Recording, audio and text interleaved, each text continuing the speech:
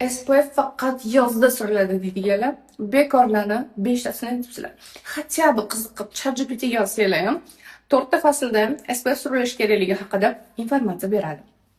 Xo'p, qizlar, SPFlarni 4 ta sezonda ham sursa bo'ladi. Hozir men hamma ko'rjaga tushadigan SPFlarni bittama-bitta отдельно aytib ketaman. Quruq yuzga round lab man bu SPFni tavsiya qilaman qizlarjoylar. Buni surganingizda terilarni yaxshi namlantirib beradi.